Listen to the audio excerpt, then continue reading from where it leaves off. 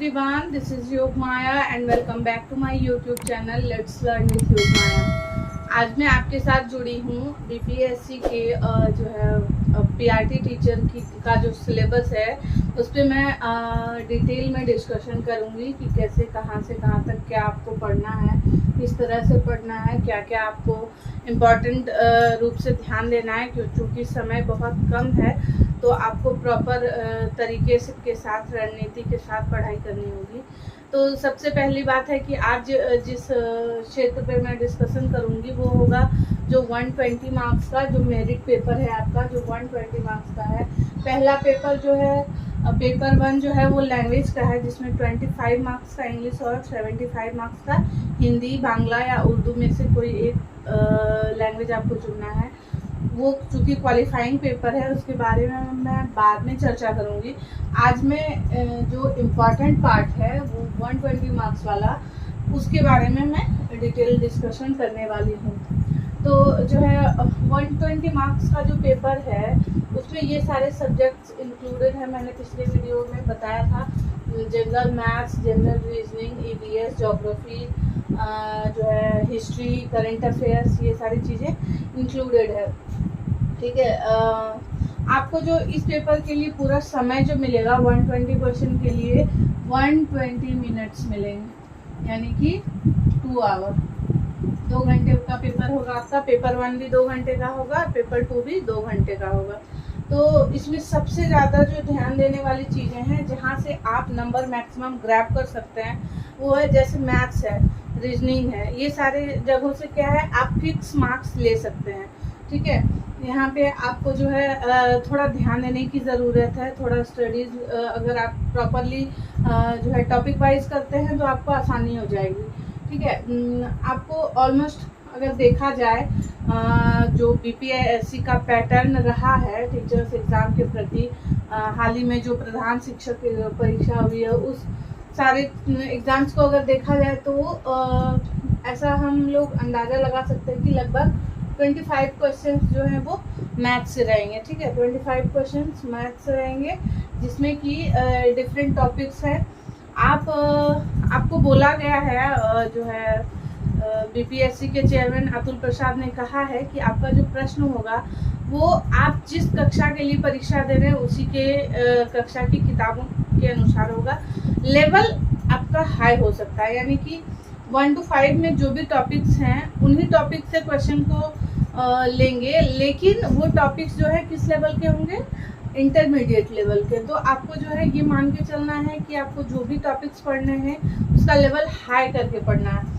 जैसे कि जो एलिमेंट्री मैथमेटिक्स है, जो जनरल मैथमेटिक्स है, इसमें 25 क्वेश्चंस लगभग आ सकते हैं, जिसमें आपका इंक्लूडेड होगा algebra, arithmetic, geometry, number theory और ट्रिग्नोमेट्री। अगर जो है डिटेल टॉपिक्स की बात किया जाए तो सिंप्लीफिकेशन ऑलमोस्ट सभी बीपीएससी के एग्जामों में इसका जो है अहम रोल है सिंप्लीफिकेशन का। फिर है डेसिमल, ठीक है, जो है दशमलव पद्धति, सरलीकरण, data interpretation, fraction, LCM and HCF, ratio proportion, percentage, average, profit and loss, simple interest, compound interest, time and distance, साथ ही time and work, tables and graphs. तो ये सारे बेसिक चैप्टर्स हैं जहाँ से ज़्यादा क्वेश्चंस आने की संभावना है। जैसे कि और लगभग आप बीपीएससी का और भी सारा एग्ज़ाम देखें तो उसमें जो मैथ्स के क्वेश्चन आते हैं इन्हीं से आते हैं। और जो है आपको लेवल जो है 10 तक का 12 तक का रखना है। ठीक है, तो इन सारे चैप्टर्स को आप बारी बारी से जो है इस पर प्रैक्टिस करें तो यहाँ से क्या होगा, आपको 20 से 25 मार्क्स आपका जो है फिक्स हो जाएगा एग्ज़ाम में। और नेगेटिव, चूँकि नेगेटिव मार्किंग है तो ये ज़रूरी, आप बहुत सारे टॉपिक्स ऐसे होते हैं कि जिनको आपने पढ़ा हुआ पहले, लेकिन प्रैक्टिस की कमी की वजह से एग्ज़ाम के टाइम में आपसे गलतियां हो जाएंगी और आप नेगेटिव में चले जाओगे। तो बेहतर है कि आप मैथ्स प्रैक्टिस की चीज़ है, इसलिए आप प्रैक्टिस करें इन सब टॉपिक्स पे। ठीक है, आगे बढ़ते हैं। अगर रीजनिंग की बात करें तो यहाँ से भी आपको लगभग 15 क्वेश्चंस आएंगे। ठीक है, 15 क्वेश्चंस आएंगे। तो रीजनिंग कितने प्रकार का है? 2 प्रकार का होता है, एक वर्बल होता है, एक नॉन वर्बल होता है। तो इसमें भी टॉपिक्स को मैंने ढूंढ के निकाला है। तो कौन कौन से टॉपिक्स से आ सकते हैं?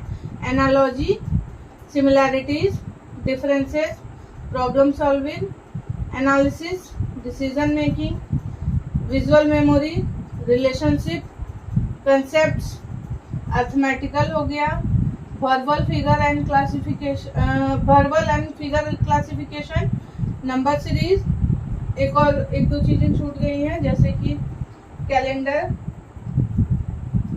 क्लॉक,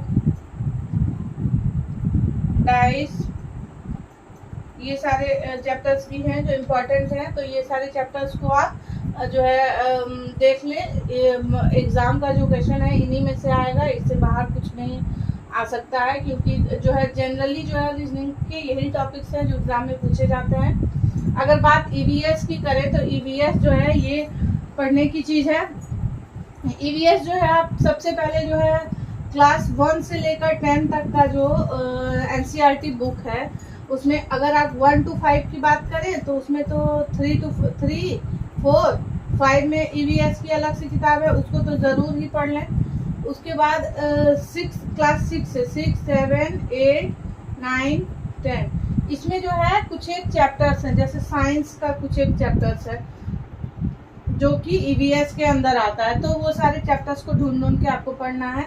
अगले वीडियो में मैं वो भी बता दूंगी कि कौन कौन से चैप्टर जो हैं वो साइंस के जो है ईवीएस में इंक्लूड होंगे।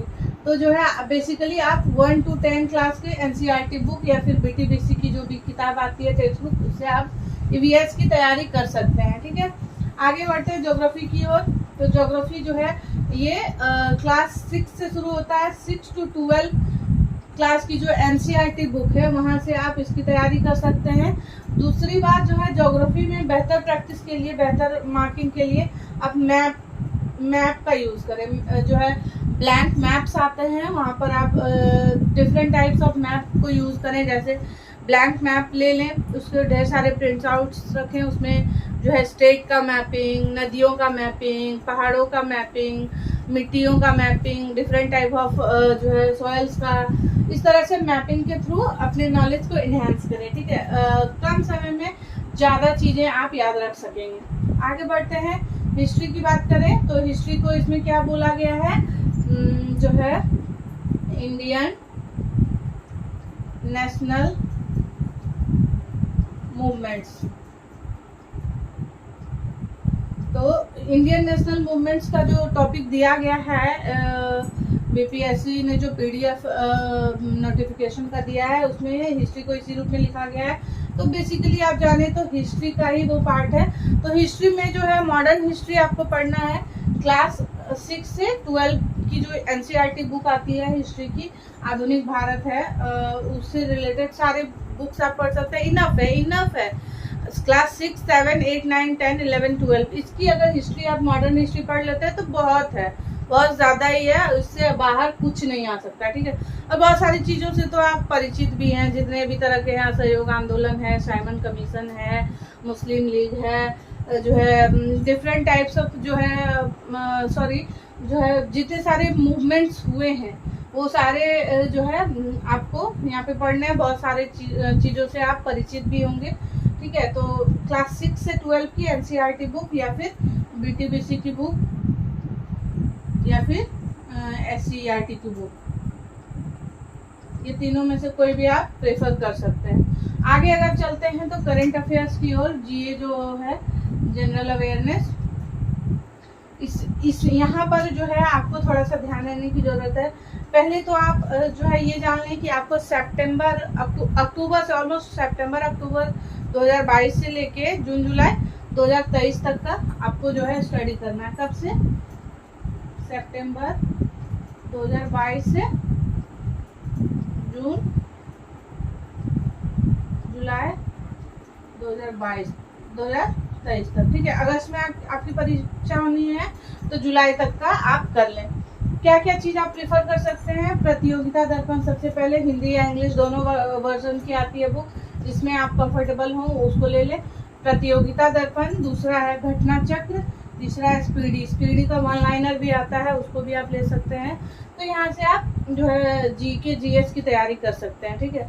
तो आज का जो वीडियो था वो था मेरा कि आपको आपकी जो प्लानिंग क्या होनी चाहिए एग्जाम के प्रति, कौन कौन से चैप्टर्स आपको देखने हैं, क्योंकि जो है बीपीएससी ने जो सिलेबस दिया है उसमें इतना स्पष्ट कुछ लिखा हुआ नहीं है कि आपको एक्चुअल में किन किन चैप्टर्स को कवर करना है। इसलिए ज़रूरी है कि आपके दिमाग में एक क्लियर ग्राफ होना चाहिए, क्लैरिटी होनी चाहिए कि मुझे कौन कौन से चैप्टर्स पढ़ना है। और आशा करती हूँ कि ये वीडियो आप पूरा देखेंगे तो आपको क्लैरिटी मिल गई होगी और आप जो है आज से अपनी तैयारी शुरू कर दें और एक एक चैप्टर को, एक एक टॉपिक को, जैसे अगर आपने सिंप्लीफिकेशन उठाया तो सिंप्लीफिकेशन में भी 2-3 चैप्टर्स हैं, 2-3 तरह के हैं, तो आप सब पे 10-20 क्वेश्चन करके रिवाइज करना, प्रैक्टिस करना आज से शुरू कर दें।